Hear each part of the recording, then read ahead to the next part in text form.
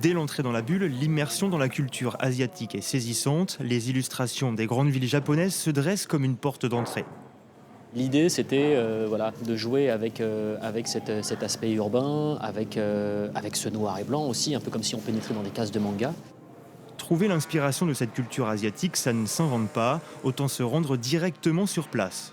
Je vais 3 à 4 fois par an au Japon. J'y allais au départ pour mon propre plaisir quand j'étais encore un touriste dans l'archipel. Là, aujourd'hui, j'y vais pour le travail. Et oui, oui, c'est essentiel. Pour que la bulle soit finalisée à temps, tout le monde s'affaire, des aménagements en cours et des cartons dans les allées. Il y a encore beaucoup à faire, mais le jeu en vaut la chandelle. Je pense qu'on a ici l'illustration précisément dans l'endroit où on se trouve de ce qu'est la mutation du festival, c'est-à-dire un événement qui est toujours en train de bouger, qui tente d'innover. Et là, en l'occurrence, on s'adresse à la communauté du manga.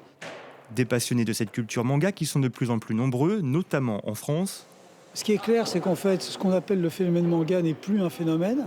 Ça fait maintenant 3 générations que le manga est installé en France. Il représente à peu près une bande dessinée vendue sur 2 dans notre pays.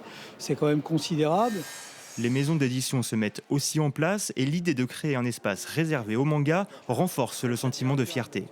Le manga, c'est coloré, c'est plein de vie, ça aborde n'importe quel sujet. On peut vraiment trouver ce qui nous correspond. C'est vraiment une bibliothèque immense, une bibliographie incroyable.